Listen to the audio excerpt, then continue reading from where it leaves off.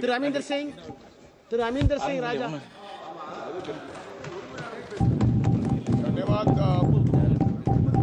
धन्यवाद चेयरमैन साहब, आपने मुझे बजट पे बोलने का मौका दिया। चेयरमैन साहब, कोई समय होता था कि देश के वित्त मंत्री बजट पेश करते थे, एक लाल रंग का ब्रीफकेस होता था। अब जब वो ब्रीफकेस लोकसभा में खुलता था तो देश के किसान, गरीब, मजदूर और छोटे व्यापारी की जिंदगियां बदल दिया करता था। ऐसा बजट किसी जमाने में हमारे लीडर्स और सरकारें लेकर आती थी। लेकिन आजकल का जो बजट है, आजकल का बजट, अब लोगों का ये मानना है कि आजकल का बजट केवल चंद उद्योगपति इस बजट को बनाने का काम करते हैं, जिनका नाम कभी कभी राहुल गांधी लेते हैं। और आजकल का बजट इलेक्शन सेंट्रिक रहता है। जहां इलेक्शन है उसके बारे में थोड़ी थोड़ी किसी को मदद करने की कोशिश करता है। क्या यह सत्य नहीं है कि जब इस देश के अंदर डिमोनेटाइजेशन हुआ, नोटबंदी हुई, गवर्नर ऑफ रिजर्व बैंक को नहीं पता था कि आज इस देश में नोटबंदी होने जा रही है। देश के वित्त मंत्री को नहीं पता था। अचनचेत एक फैसला सुनाया जाता है और आजकल के देश के प्रधानमंत्री जब बात करते हैं, कैसे उनकी बात पर विश्वास कर लिया जाए। जब इतना बड़ा झूठ, जब उन्होंने कहा कि आज रात के बाद 500 और 1000 का नोट बंद कर दिया जाएगा, इक्वालिटी आएगी, अमीर और गरीब का अंतर खत्म हो जाएगा, मेरे को केवल 50 दिन चाहिए।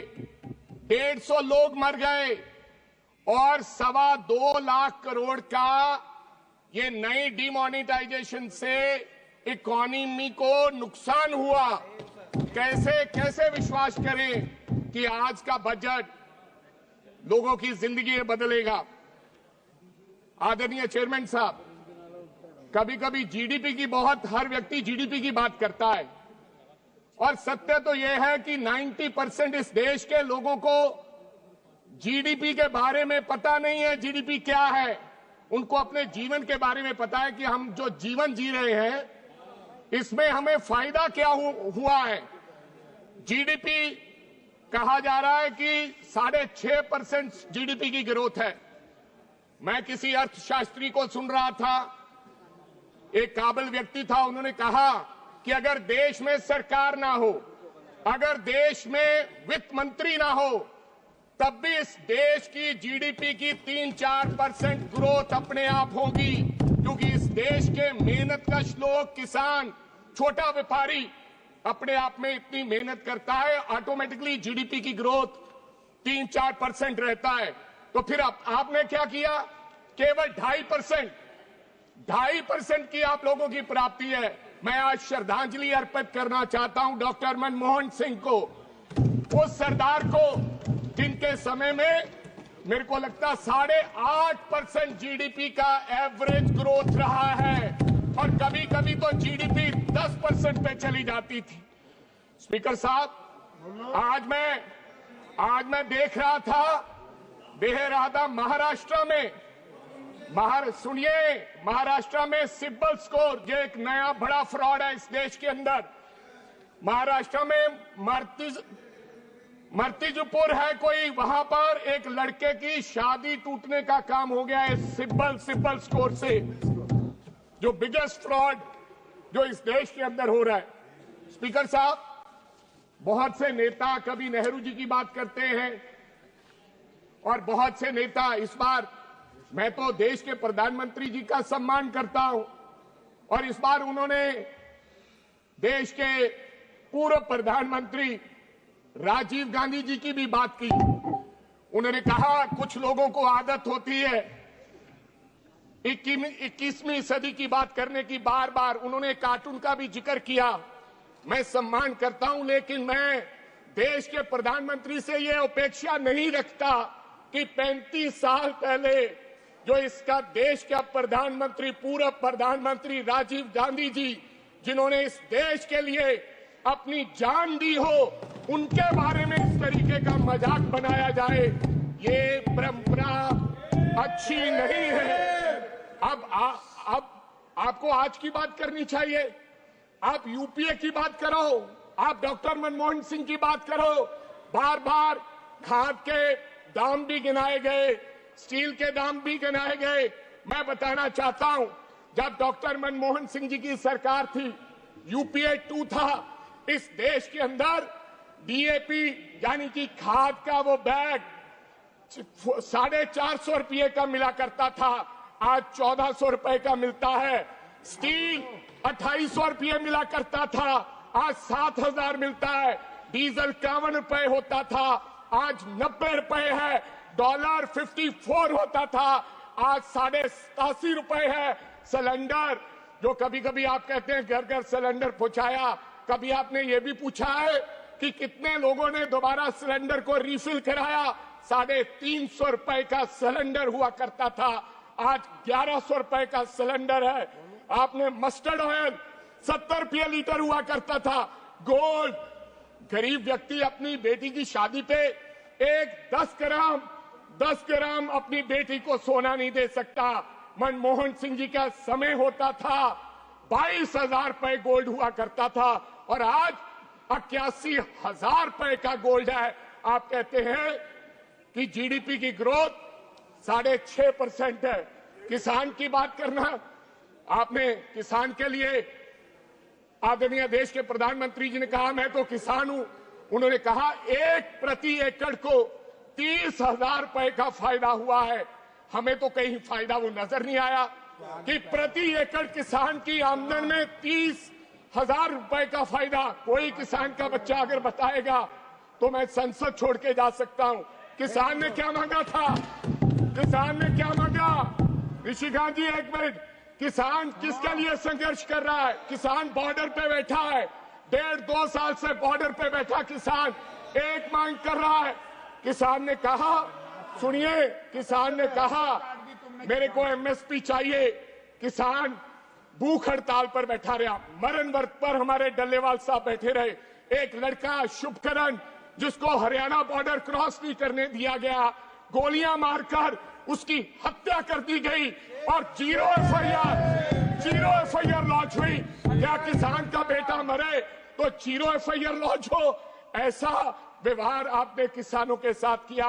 आपने कहा था, आदरणीय चेयरमैन साहब, कहा था कि हम किसान की आयात दुगनी कर देंगे। किसान की आयात तो दुगनी नहीं हुई। आप किसान निधि योजना लेकर आए। मैं आपको पंजाब की बात बताना चाहता हूं। किसान निधि योजना, जो आप छाती थपथपाते हैं और कहते हैं हमने परिवर्तन किया है किसान के भविष्य में, क्या हुआ? 2019 में 23.5 लाख लोगों को किसान निधि योजना से पंजाब में फायदा हुआ। फिर लोगों ने धरना लगाया, किसान बॉर्डर पे आए। 2023 में जब किसान बॉर्डर पे आया तो आपने 14 लाख किसानों के निधि योजना से खाते उड़ा दिए गए। कहा इनके पास डॉक्यूमेंट कंप्लीट नहीं है। तो पहले आपने 23 लाख लोगों को किसान निधि योजना से फायदा कैसे पहुंचाया? आज मात्र पंजाब में 8.5 लाख लोगों को किसान निधि योजना से फायदा हो रहा है। नई स्कीम आपने कहा कि हम 100 जिलों में हम प्रोडक्टिविटी के लिए, यानी कि पैदावार के लिए उनको हम मदद करेंगे। लेकिन किसान की मांग तो एमएसपी की है, जिसके लिए वो मर रहा है, उसके लिए आपने कोई विचार नहीं किया। आदरणीय चेयरमैन साहब, अगर गरीब की बात करें तो आंकड़े पता नहीं क्या क्या कहते हैं यहाँ के। आप कुंभ में अगर 300 लोग मर जाएं तो आप कहते हैं 30 मरे हैं। कोरोना में 2 लाख लोग मर जाएं तो आप कहेंगे 20,000 मरे। नीति आयोग क्या कहता है? आपका नीति आयोग क्या कहता है कि केवल इस देश में 5% गरीब लोग हैं। आपकी रिपोर्ट है, ये मेरी रिपोर्ट नहीं है, क्योंकि आपने आंकड़े फच करते हैं, गलत पेश करते हैं। दूसरी तरफ आप ही कहते हैं हम 80 करोड़ लोगों को पीडीएस की कनक देते हैं, खुद ही कहते हो अगर 80 करोड़ लोगों को पीडीएस की कनक देते हो, 5 किलो कनक लेने के लिए राशन के डिपो के बाहर खड़ा वो व्यक्ति वो गरीब है, इसलिए आपकी 5 किलो कनक लेता है। ये हालात है इस देश के, इस देश का ये सच है। आदरणीय चेयरमैन साहब, अगर मनरेगा की बात करें, आज मनरेगा के वर्करों की क्या हालत है। केवल 1 साल में 19 रुपए दिहाड़ी बढ़ाने का काम किया। कब से चली है मनरेगा? 2006 से आज 20 साल हो गए। हरियाणा सबसे ज्यादा मेरे को लगता दिहाड़ी देता है। Minimum wages 374। आज एक दिहाड़ी की 100 दिन का रोजगार नहीं मिलता, केवल 45 दिन का रोजगार मिलता है, जो एवरेज कैलेंडर बताता है 374 रुपए। अगर आप गरीब की आमदन दुगनी नहीं कर सके, आप किस जीडीपी की बात करते हैं? आप किस विकसित देश की बात कर रहे हैं? आप लोगों को धोखा दे रहे हो। गरीब की मनरेगा वर्कर की अगर शादी हो ना किसी बेटी की, वो जाता है गांव में मांगने के लिए, कहता है मेरे को दाल का इंतजाम कर दो, कहता है चावल चाहिए, दाल चाहिए और एक मीठे का इंतजाम कर दो, मैं अपनी बेटी की शादी कर लूंगा। ये इस प्रकार के हालात हैं मनरेगा वर्कर्स के। और दूसरी तरफ चेयरमैन साहब, दूसरी तरफ अबानी के लड़के की शादी होती है, तमाम नाचने गाने वाले जाते हैं, देश के बड़े बड़े लोग, विदेश के बड़े बड़े लोग जाते हैं। मेरे को गर्व है राहुल गांधी पर, एक व्यक्ति जो उनकी शादी पे नहीं गया। देश के प्रधानमंत्री भी जाते हैं। मेरे को इस बात का दुख नहीं है अबानी की शादी का, लेकिन कभी कभी टीवी पर दिखाया जाता है, सोशल मीडिया पर, कि अबानी के बेटे के कुत्ते जो 4 करोड़ की गाड़ी पर आते हैं, लेकिन गरीब अपनी बेटी की शादी के हालात, उसकी शादी नहीं कर पाता। इस प्रकार के गरीबों के हालात हैं। मेरी गुजारिश है कि मनरेगा के लिए 200 दिन कर दिया जाए। मेरी गुजारिश है मनरेगा की दिहाड़ी। एक मिनट सर, 1 मिनट। 600 दिहाड़ी कर दी जाए और 200 दिन कर दिया जाए, ये मेरी गुजारिश है आदरणीय वित्त मंत्री से। एमएसएम की हालात बताना चाहता हूं सर, सुनिए, मैं लुधियाना से आता हूं, वहां पर 1.5 लाख तकरीबन एमएसएमईज हैं, आज बंद होने के किनारे पर हैं। एमएसएमईज बंद होने के किनारे पर हैं। वहां पर साइकिल इंडस्ट्री है, सिलाई मशीन इंडस्ट्री है। आप क्या कह रहे हो? अब सरकार ने मन बनाया है, अपने मित्रों को फायदा देने के लिए कहा है कि हम 25% स्टील सेफगार्ड लगाएंगे। अगर वो ड्यूटी सर प्लीज अगर 25% सरकार उद्योगपतियों को फायदा देने के लिए स्टील सेफगार्ड इंपोर्ट ड्यूटी लगाएगी, तो हमारी इंडस्ट्री मर जाएगी, एमएसएमई खत्म हो जाएंगे। मेरी आपसे गुजारिश है, नई टेक्नोलॉजी के लिए हमारे सरकार उनको सहायता करे। आप लास्ट पे बार बार कहा जाता है अमृतकाल सर, कर रहा हूँ, लास्ट 1 मिनट। कहा जाता है सर अमृतकाल का समय है, मिडिल क्लास को फायदा हुआ है।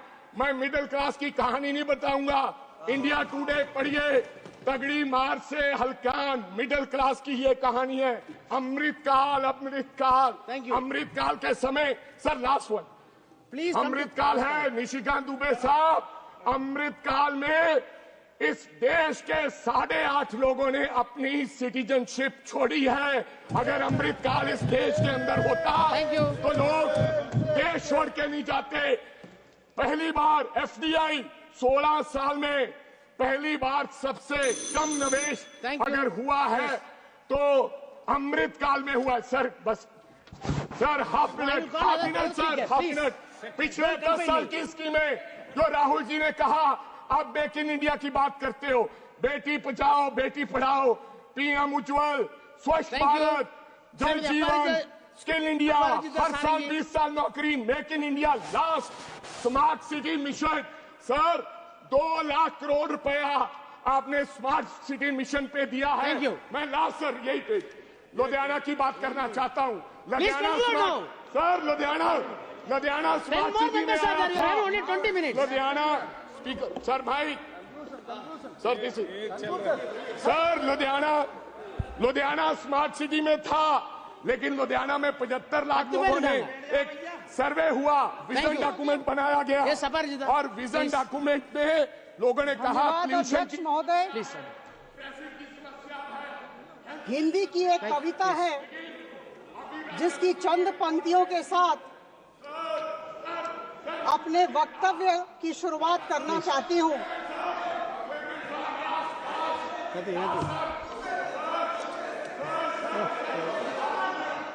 No time.